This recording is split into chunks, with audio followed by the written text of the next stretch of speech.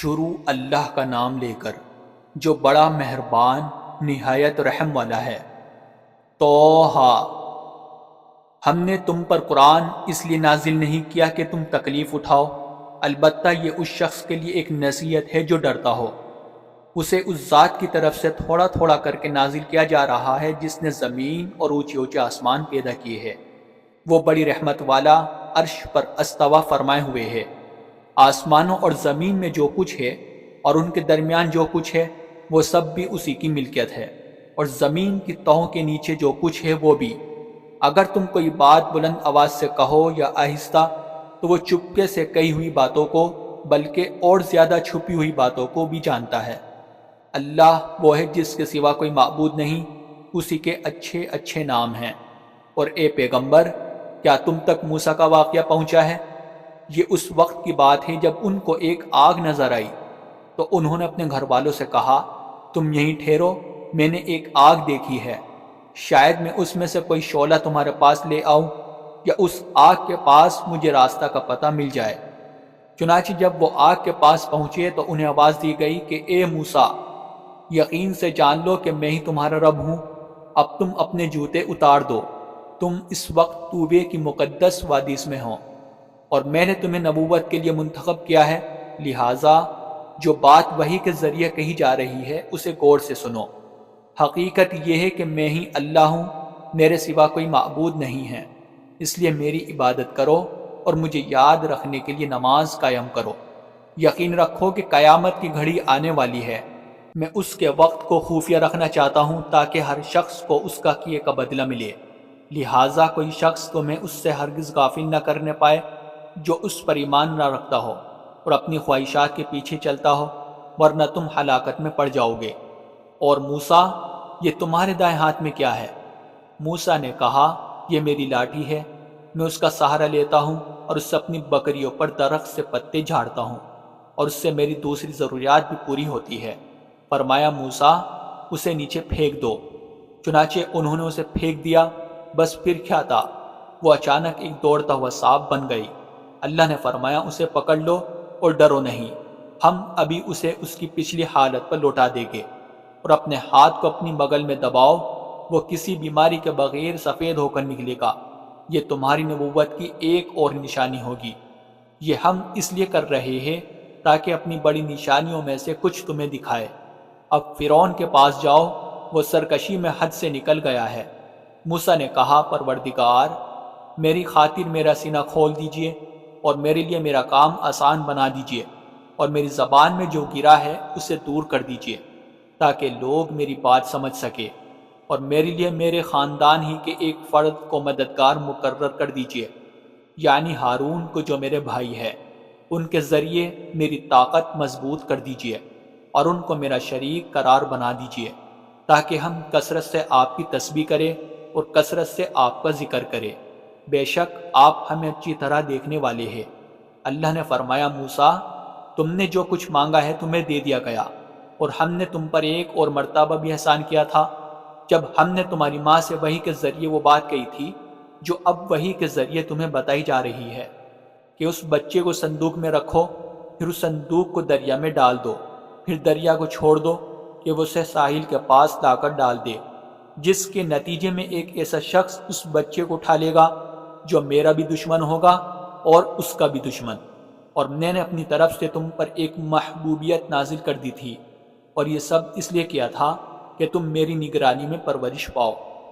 اس وقت کا تصور کرو جب تمہاری بہن گھر سے چلتی ہے اور فرعون کے کارندوں سے یہ کہتی ہے کہ کیا میں تمہیں اس عورت کا پتہ بتاؤں جو اس بچے کو پالے؟ اس طرح ہم نے تمہیں تمہاری ماں کے پاس لوٹا دیا تاکہ اس کی آنکھ ٹھنڈی رہے اور وہ غمگین نہ ہو، اور تم نے ایک شخص کو مار ڈالا تھا، پھر ہم نے تمہیں اس گھٹن سے نجات دی اور تمہیں کئی آزمائشوں سے گزارا، پھر تم کئی سال مدین والوں میں رہے۔ اس کے بعد اے موسیٰ، تم ایک ایسے وقت پر یہاں آئے ہو جو پہلے سے مقدر تھا، اور میں نے تمہیں خاص اپنے لیے بنایا ہے، تم اور تمہارے بھائی دونوں میری نشانیاں لے کر جاؤ اور میرے ذکر کرنے میں سستی نہ کرنا۔ دونوں فرعون کے پاس جاؤ، وہ حد سے آگے نکل چکا ہے، جا کر دونوں اس سے نرمی سے بات کرنا، شاید وہ نصیحت قبول کرے یا اللہ سے ڈر جائے۔ دونوں نے کہا ہمارے پروردگار، ہمیں اندیشہ ہے کہ کہیں وہ ہم پر زیادتی نہ کرے یا کہیں سرکشی پر آمادہ نہ ہو جائے۔ اللہ نے فرمایا ڈرو نہیں، میں تمہارے ساتھ ہوں، سن بھی رہا ہوں اور دیکھ بھی رہا ہوں۔ اب اس کے پاس جاؤ اور کہو کہ ہم دونوں تمہارے رب کے پیغمبر ہیں، اس لیے بنی اسرائیل کو ہمارے ساتھ بھیج دو اور انہیں تکلیفیں نہ پہنچاؤ۔ ہم تمہارے پاس تمہارے رب کی طرف سے نشانی لے کر آئے ہیں، اور سلامتی اسی کے لیے جو ہدایت کی پیروی کرے۔ ہم پر یہ وحی نازل کی گئی ہے کہ عذاب اس کو ہوگا جو حق کو جھٹلائے اور منہ موڑے۔ یہ ساری باتیں سن کر فرعون نے کہا موسیٰ، تم دونوں کا رب کون؟ موسیٰ نے کہا ہمارا رب وہ ہے جس نے ہر چیز کو وہ بناوٹ عطا کی جو اس کے مناسب تھی، پھر اس کی رہنمائی بھی فرمائی۔ فرعون بولا اچھا پھر ان قوموں کا کیا معاملہ ہوا جو پہلے گزر چکی ہے؟ موسیٰ نے کہا ان کا علم میرے رب کے پاس ایک کتاب میں محفوظ ہے، میرا رب کو نہ کوئی غلطی لگتی ہے نہ وہ بھولتا ہے۔ یہ وہ ذات ہے جس نے زمین کو تمہارے لیے فرش بنا دیا اور اس میں تمہارے لیے راستے بنائے اور آسمان سے پانی برسایا، پھر ہم نے اس کے ذریعے طرح طرح کے مختلف نباتات نکالے، خود بھی کھاؤ اور اپنے مویشیوں کو بھی چراؤ۔ یقیناً ان سب باتوں میں عقل والوں کے لیے بڑی نشانیاں ہیں۔ اسی زمین سے ہم نے تمہیں پیدا کیا تھا، اسی میں ہم تمہیں واپس لے جائیں گے اور اسی سے ایک مرتبہ پھر تمہیں نکال لائیں گے۔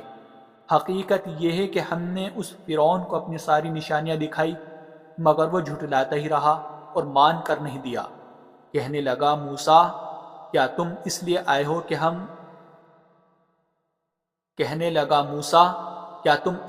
ہو کہ اپنے جادو کے ذریعے ہمیں اپنی زمین سے نکال باہر کرو؟ اچھا تو ہم بھی تمہارے سامنے ایسا ہی جادو لا کر رہیں گے۔ اب تم کسی کھلے میدان میں ہمارے اور اپنے درمیان مقابلے کا ایسا وقت طے کر لو جس کے خلاف ورزی نہ ہم کریں نہ تم کرو۔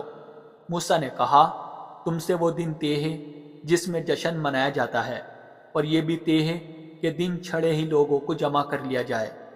چنانچہ فرعون اپنی جگہ واپس چلا گیا اور اس نے اپنی ساری تدبیریں اکٹھے کی، پھر مقابلے کے لیے آ گیا۔ موسیٰ نے ان جادوگروں سے کہا افسوس ہے تم پر، اللہ پر بہتان نہ باندھو ورنہ وہ ایک سخت عذاب سے تمہیں مل یا میٹ کر دے گا، اور جو کوئی بہتان باندھتا ہے نامراد ہوتا ہے۔ اس پر ان کے درمیان اپنی رائے قائم کرنے میں اختلاف ہو گیا اور وہ چپکے چپکے سرگوشیاں کرنے لگے۔ آخر کار انہوں نے کہا کہ یقینی طور پر یہ دونوں یعنی موسیٰ اور ہارون جادوگر ہے، جو یہ چاہتے ہیں کہ اپنے جادو کے زور پر تم لوگوں کو تمہاری سرزمین سے نکال باہر کرے اور تمہارے بہترین دینی طریقے کا خاتمہ ہی کر ڈالے۔ لہٰذا اپنی ساری تدبیریں پختہ کر لو، پھر صف باندھ کر آؤ اور یقین رکھو کہ آج جو غالب آ جائے گا فلاح اسی کو حاصل ہوگی۔ جادوگر بولے موسیٰ یا تو تم اپنی لاٹھی پہلے ڈال دو یا پھر ہم ڈالنے میں پہل کرے۔ موسیٰ نے کہا نہیں تم ہی ڈالو۔ بس پھر اچانک ان کی ڈالی ہوئی رسیاں اور لاٹھیاں ان کے جادو کے نتیجے میں موسیٰ کو ایسے محسوس ہونے لگی جیسے دوڑ رہی ہے۔ اس پر موسیٰ کو اپنے دل میں کچھ خوف محسوس ہوا۔ ہم نے کہا ڈرو نہیں، یقین رکھو تم ہی سر بلند رہو گے، اور جو لاٹھی تمہارے دائیں ہاتھ میں ہے اسے زمین پر ڈال دو۔ ان لوگوں نے جو کاریگری کی ہے وہ سب کو نگل جائے گی۔ ان کی ساری کاریگری ایک جادوگر کے کرتب کے سوا کچھ نہیں، اور جادوگر چاہے کہیں چلا جائے اسے فلاح نصیب نہیں ہوتی۔ چنانچہ یہی ہوا اور سارے جادوگر سجدے میں گرا دیے گئے، کہنے لگے کہ ہم ہارون اور موسیٰ کے رب پر ایمان لے آئے۔ فرعون بولا تم ان پر میرے اجازت دینے سے پہلے ہی ایمان لے آئے؟ مجھے یقین ہے کہ یہ موسیٰ تم سب کا سرگنا ہے جس نے تمہیں جادو سکھلایا ہے۔ اب میں نے بھی پکا ارادہ کر لیا ہے کہ تمہارے ہاتھ پاؤں مخالف سموچ سے کاٹ دوں گا اور تمہیں کھجور کے تنوں پر سولی چڑھاؤں گا، اور تمہیں یقیناً پتہ لگ جائے گا کہ ہم دونوں میں سے کس کا عذاب زیادہ سخت اور دیر پا ہے۔ جادوگروں نے کہا قسم اس ذات کی جس نے ہمیں پیدا کیا ہے، ہمارے سامنے جو روشن نشانیاں آ گئی ہے ان پر ہم تمہیں ہرگز ترجیح نہیں دے سکتے۔ اب تمہیں جو کچھ کرنا ہو کر لو، تم جو کچھ بھی کرو گے اسی دنیاوی زندگی کے لیے ہوگا۔ ہم تو اپنے رب پر ایمان لا چکے ہیں تاکہ وہ ہمارے گناہوں کو بھی بخش دے اور جادو کے اس کام کو بھی جس پر تم نے ہمیں مجبور کیا، اور اللہ ہی سب سے اچھا اور ہمیشہ باقی رہنے والا ہے۔